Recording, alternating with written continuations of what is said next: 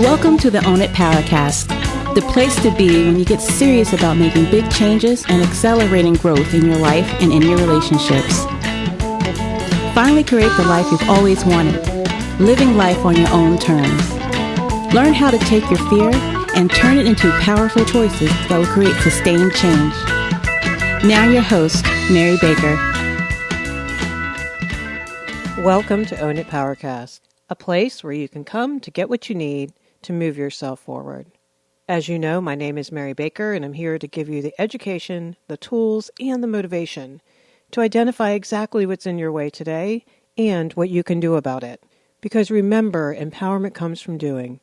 It means truly identifying what's really going on, what's really causing the issues, and the best part, the positive changes you can make to increase your self-confidence and take charge.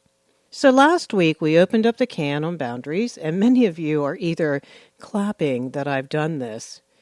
Others of you have understandably let me know how you were groaning when you heard what the topic was going to be. It's okay. It's all normal and it's all good.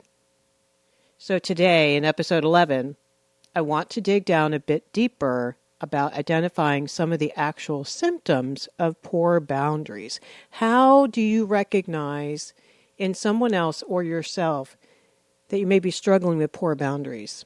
And most importantly, I want to talk today about how those symptoms connect with the idea of boundaries. Like, why are they seen as symptoms? I first want to thank everyone for your continued feedback on how helpful this podcast has been for you.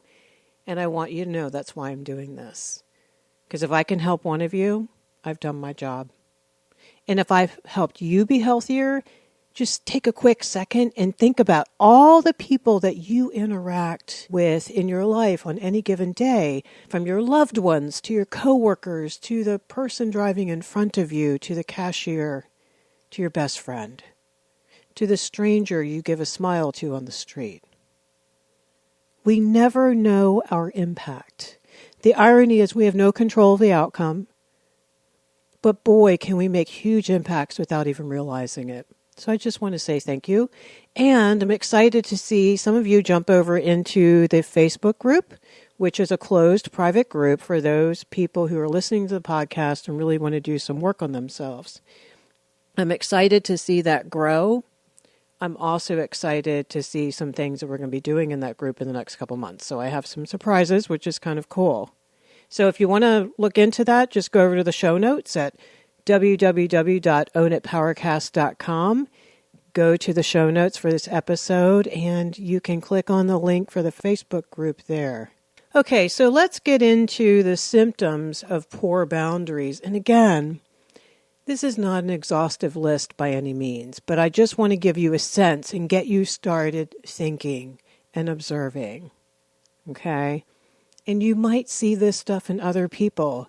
You might also begin to notice some things in yourself. And before I start talking about these, I just want to mention, just be nice to yourself. If you do recognize some of these symptoms, as you know, I'm going to tell you there's valid context, and a lot of that may not be your fault.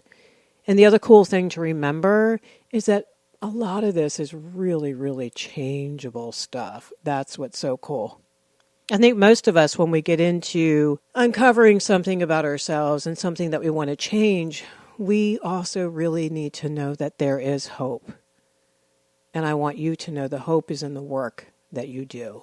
Every little bit that you do counts. Okay, so one of the first symptoms of poor boundaries can be when you're easily pissed off or overwhelmed. It doesn't take much to set you off and frustrate you and stress you out. Some of the reasons for this to you are probably obvious at this point because you've been listening to these episodes and you know what I'm going to say. It's about not saying no. About not saying, no, I don't have time for that. I can't do that. I don't want to do that. It doesn't feel right for me. Because you're not honoring your feelings as separate from the other person's feelings, yet just as valid. Sometimes we're absorbing other people's emotions and problems and not even stopping for a second and say, whoa, wait a minute, that's not mine. I can care about them and not take ownership and make it about me. Not taking time for internal boundaries, self-discipline, not taking care of ourselves. And we're going to devote a whole episode to that because that's its own animal. But it does interplay with setting boundaries on the outside of ourselves. So we're overwhelmed or you're pissed off because you're just too full. And you're not doing what you said you wanted to do. I heard years ago a statement. It said, stress is the difference between what you really wanted to do and now what you have to do, or feel like you have to do, or assume that you have to do because someone else wants you to do it. You know, one of the litmus tests for this is you're getting ready to go do something and someone walks up to you or calls you or texts you and says, hey, can you help me do this? And if you immediately say, yeah, sure, absolutely, and all of a sudden you've completely forgotten, it's like selective amnesia, that you had plans for the next 3 hours, that you were actually going to do those things that you said were on your to-do list all week. So just not to beat yourself up, but just kind of notice if you completely just go against yourself as soon as someone asks you for something or says, hey, let's go do this. And even if it's a good thing that they're suggesting, it doesn't matter. It's not the point. We're not judging what they're asking for. We're just taking responsibility for going against ourselves. Another symptom of someone who has poor boundaries is a lot of anxiety. And anxiety can take so many forms, and you don't have to struggle with just one of them. It's okay. You can have a few different aspects going on in your life, which I think is actually more normal. So social anxiety. Maybe you avoid crowds or groups or parties or gatherings, or you get sweaty and you clam up when you enter the room full of people because deep down, it's not about the number of people in the room. It's really this crazy, insane fear that we think people can see inside of us and see what we're not proud of. Even if they would have no idea that stuff was going on, we're not okay. We're not okay with us.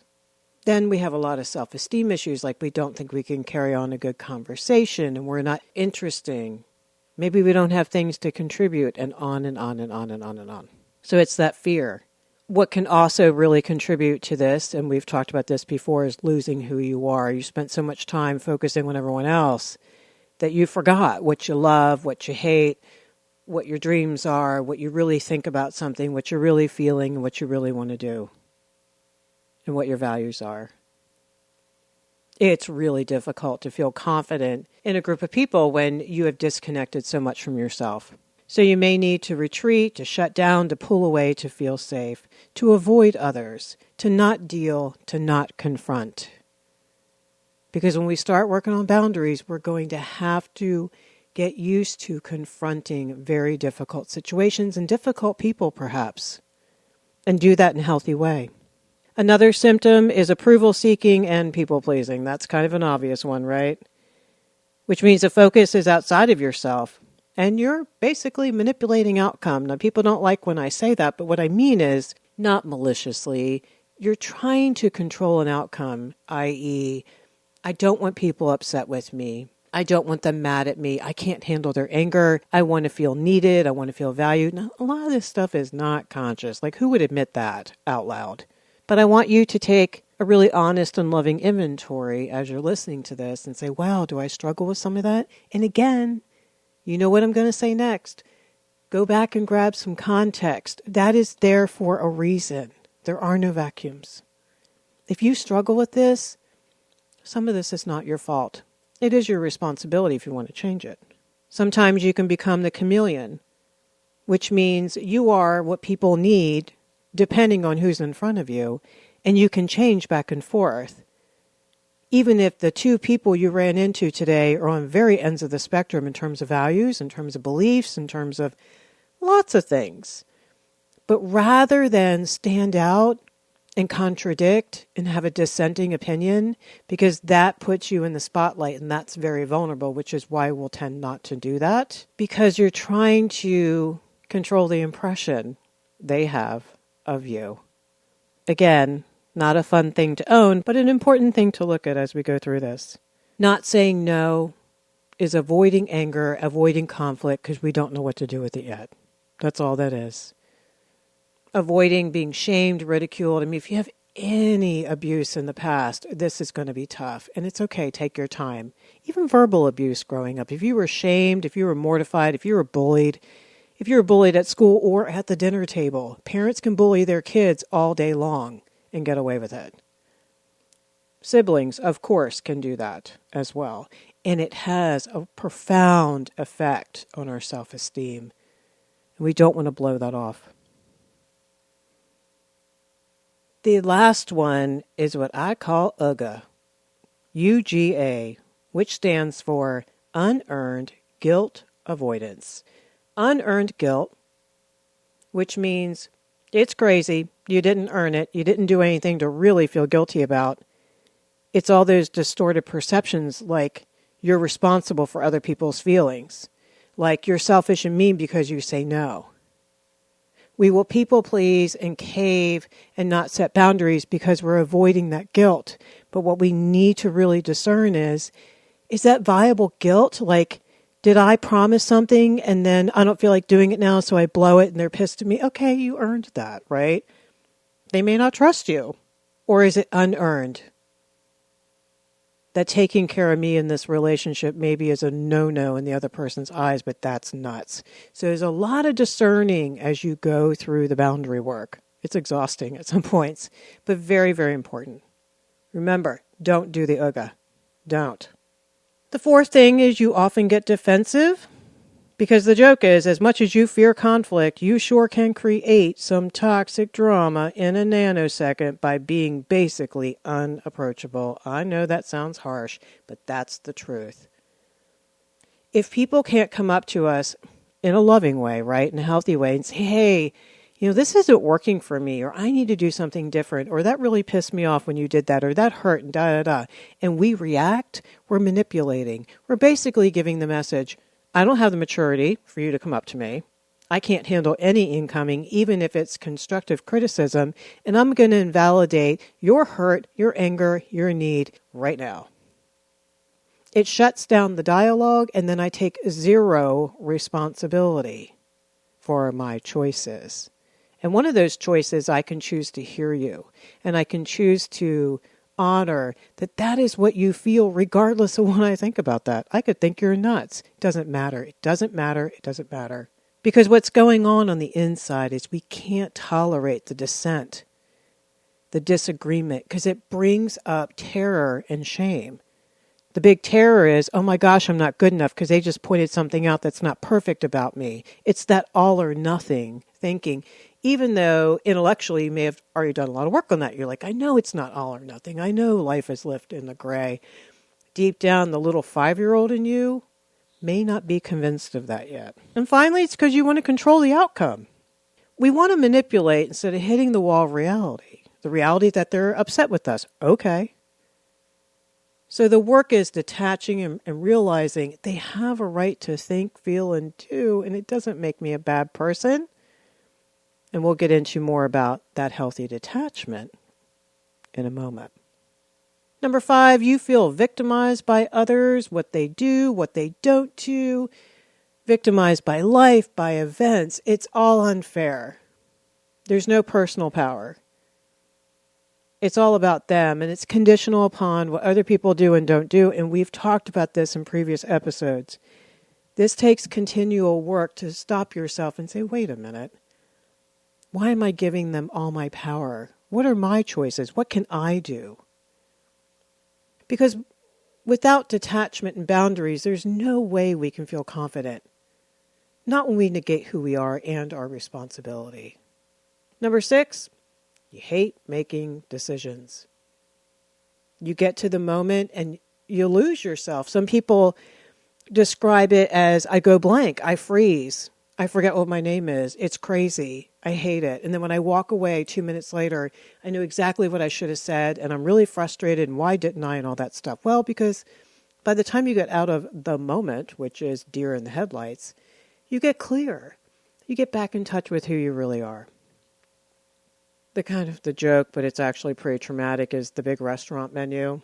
The bigger the menu, the more you're hyperventilating, because it's about making decisions. Because it's the fear that I'll do it perfectly or horribly. And I'm afraid to take that risk. What if I blow it? What if I pick the wrong thing on the menu? Healthier is who cares? If I don't like it, I'll order something else next time.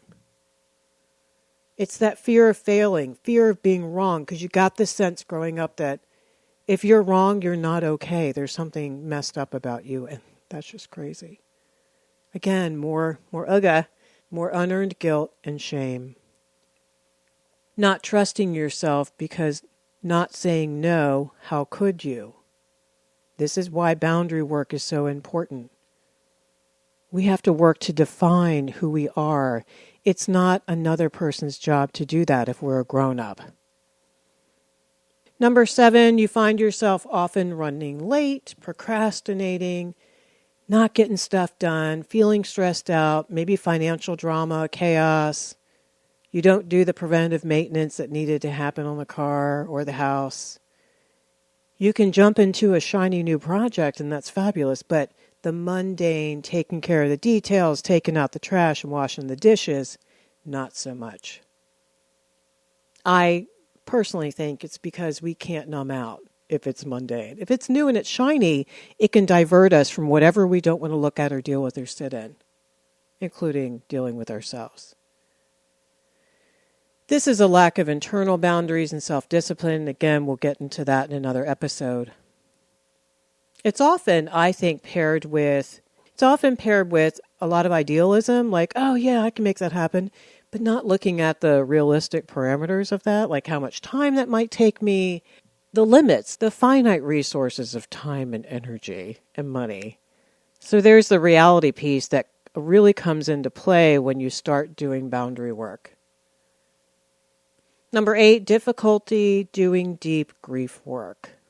If I'm controlling outcomes, impression management, doing people pleasing, etc., that's the opposite of me sitting in reality. For example, what if that person doesn't like me?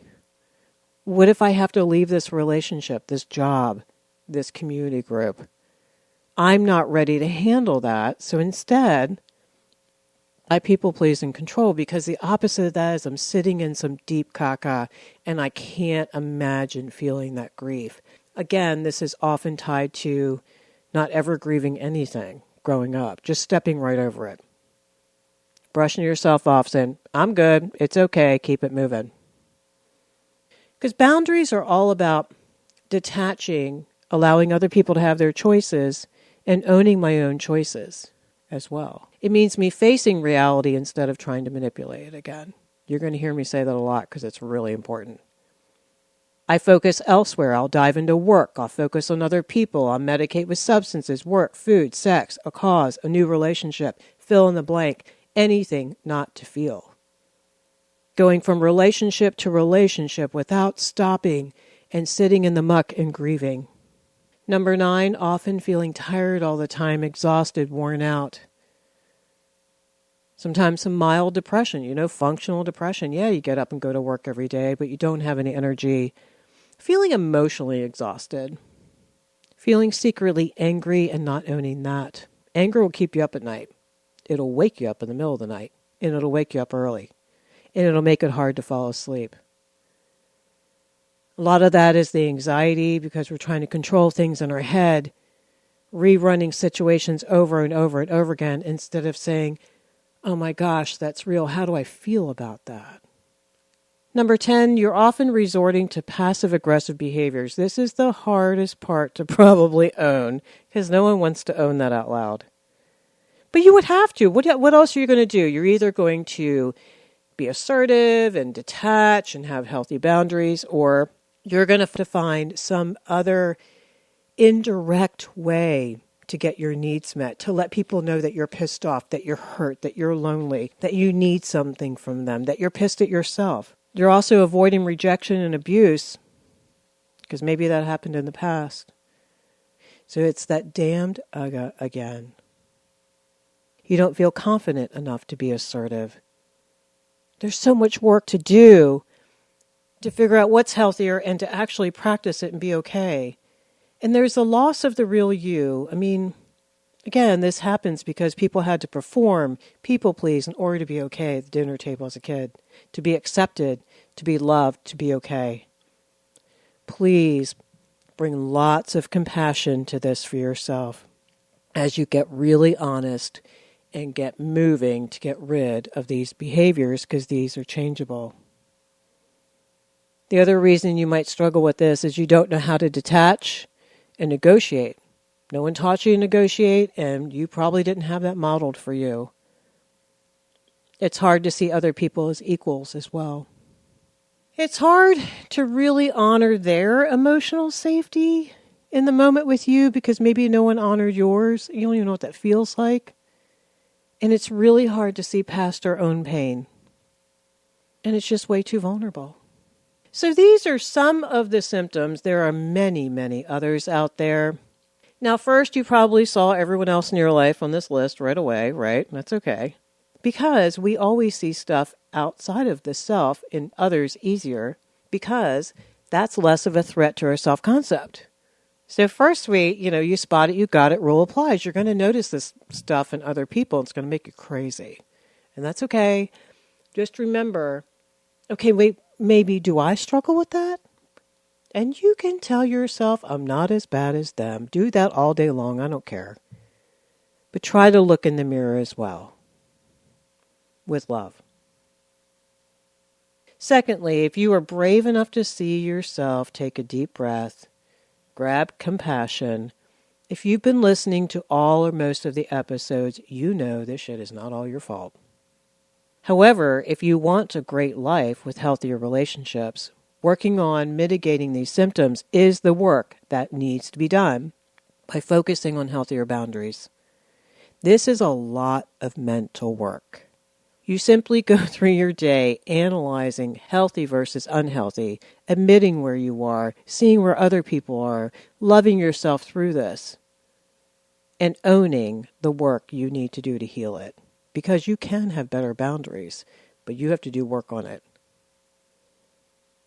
I tell people, don't overwhelm yourself here. Work on one area that's screaming at you for your attention because it's causing big issues in your life. If you do this, I promise you the next area will pop up on your radar, don't worry. One of the side effects of doing great healthy work is, you keep raising the bar. You're going to want to change more and better, make it more and better, and that's all good. So here are some concrete examples just to get you thinking. So unhealthy is signing up to make 3 dozen cookies for your kids' school this week when you really don't even have time to do that. So you're a stress bag. On the cross, irritable, focused on them. How dare they? Don't they know how busy I am, damn it? Why in the world did they ask me? It's all about them, them, them. But you continue to make those cookies, don't you? And no one within a 2-mile radius wants to be around you, not even the dog. We've all been there. We've all had our moments. Versus healthy, graciously declining the ask. You can do other things to help them later. You're still a good parent. You're still involved in your kids' school. You still care. And guess what? You might actually be emotionally present for said child, helping them with homework tonight. And that might even be more important right now, given that one of your kids is struggling with math. Do you see how you just got into choice right there and got the hell out of fear? Because fear is about them. Choices are about you. And you can start to trust your choices and you can rearrange your priorities later. That's part of this work. You evaluate, you screw it up and you look at it and say, maybe I didn't prioritize really well this week, but you know what? Today's a new day. Unhealthy is being passive-aggressive and acting all pissed off because your spouse can't read your mind about what you need them to do today. And then when they ask, are you okay? You say, fine. But your behavior's leaking out sideways, like we've talked about in previous episodes about getting needs met. Healthy is going to them gently and asking for what you need and not reacting if they can't help you. It means figuring out what you're going to do to take care of yourself. It means sharing your heart and letting them also be vulnerable And then maybe even hammering out a compromise that works great for both of you. So as you can see, healthy is detaching from what other people think, feel, need, do, or choose, and focusing back instead on what you think, feel, need, do, or choose. And you might have to do that all day long. Bring it back, bring it back, bring it back to you. And that pisses a lot of people off because I'm asking them to let go of control of nouns outside of themselves. And remember, control is an illusion. You never had it in the first place. So a few things around this, depending on where you are on this path of boundary work, and it's a long continuum, and who is around you, like if you're in a toxic environment or not, this could be easier or harder. If you're in a really toxic environment, give yourself lots of time and lots of patience. Number one, this is a process. This is a process. This takes time, and we can't control the process. It's a process of validating yourself, of refocusing, bringing it back to you. And you're probably going to start with your focus out there, and that's okay. But just keep bringing it back. How does it feel? Where is your fear? What do you know deep down is the next hard thing that you have to do? Number two, and this is a big one, not everyone will support you working on healthy boundaries, especially those folks who want to manipulate, avoid reality, keep you where you are, etc., etc. They will not like you detaching and choosing or saying no. This can be some hallway time. This can be really frustrating. But know that it's part of the process. Cloud and Townsend, who I've referenced in the last episode because they're the big boundary guys, they say never set boundaries in a vacuum because you will cave. So first, you might need to get some safe support around you, like a therapist, a coach, a group, good healthy friends. Probably different people than have been around you because like attracts like, remember. And if you struggle with boundaries, I can bet money the people around you probably do as well, unless I've done some work on it. You need people also to remind you early and often that yes, it was healthy to say no last night, and no, you're not selfish and mean and awful. And most importantly, talking about why it was better. Your subconscious needs to hear the why it was healthier. I often ask my clients, take the thought and work it all the way through the other way as well. Okay, what's going to be the outcome if you don't set boundaries? And then you have to own. You have to own that dysfunctional behavior. You have to own feeling afraid of setting boundaries and the resulting chaos, right? We have to own that. We get to choose, which is good and bad, right? It's great to have the choice, but sometimes we don't like the responsibility that comes with freedom. That's one of the reasons why I put the Facebook group together, because I know that people need a safe place to go work all this stuff out with other people who have the courage to talk about it and are healthy enough to talk about it with you in a way that supports you, because we will provide healthy support for you there. So you're going to need to bounce this stuff off of other people. You're going to need to keep reading about boundaries and listening about it and hearing it and talking to other people. Your brain needs more and more reassurance and reframing situations like, no, that's not selfish, that's self-care, and here's why kind of thing. I often recommend Cloud and Townsend's YouTube videos. There's a million videos out there which are really great. Some of them are just audio clips, but they do a great job, I think, of bringing up situations which are very common, and then they explain what's healthy, what's not, and why, with lots of humor and lots of compassion and lots of honesty. So I think that can be really helpful, especially if you're not a reader. Again, caveat is the spiritual aspect that they come from, but please try to grab the good clinical info and leave the rest behind if that doesn't work for you. I'll put a link to one or two of them in the show notes for you so you can go there and get started if you want to. And finally, you will do a lot of maturing in this process of doing boundary work. And the stuff on the other side is just so amazing. You will own more of yourself.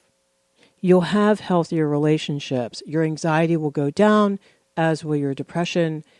You'll feel stronger, more confident. You'll feel safer. Boundaries help us feel safe. No different than the lock on your front door or the dog at your front door.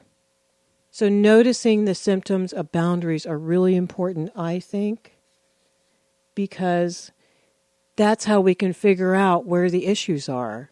So don't get stressed out by that. Look at it as an opportunity as you shake your head and say, okay, if this is where I struggle, this is where I need to do the work, and keep thinking about how you don't want to feel this way anymore. How you're so done with the chaos and the stress and the overwhelm and the anxiety. And I want you to keep focusing on how much better it's going to feel on the other side. Getting there is going to be a process. And remember, the people who will support you through this are the people who have better boundaries. I think Cloud and Townsend are right, and I've never watched anyone let go of something, no matter how horrible it was, if they didn't have something else to grab onto. So that's why it's good to have a couple people in your life who will absolutely cheer you on for healthy boundaries, because you're going to need to hold on to them. If you're setting boundaries with toxic people, you're going to have to let go of them. And that's really, really difficult, especially if these are some of our primary relationships. We need something to grab onto. So, because I always want you to take this work deeper, go to ownitpowercast.com, go to the show notes, and sign up to get some journal questions that I have provided to get you moving through the process. And remember, wherever you are on this path is okay. We can always use reminders around healthy boundaries, because a lot of times boundary situations will sneak up on us and we don't even realize. When you sign up for these journal questions, you'll also get the weekly emails, so you can automatically get the bonus downloads each week and information to keep you connected. Don't worry, I won't fill your inbox. I don't like mine filled. I won't do it to you, which is why I try to include everything in the weekly email. That's my boundary, and I want to honor yours. So thank you for joining me today in uncovering some of the symptoms of poor boundaries. Again, if you fell off the horse, if you had been working on this, or you're not even familiar with this, it's all okay. Wherever you are on the path is okay. Just keep walking. So remember, pay it forward, keep the focus on you, and I'll see you next time.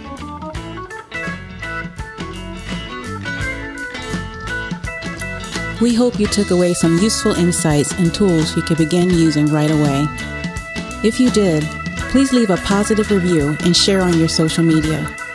Because could you imagine if everyone in your life really got it together? Remember, own it now, so you can really own it later.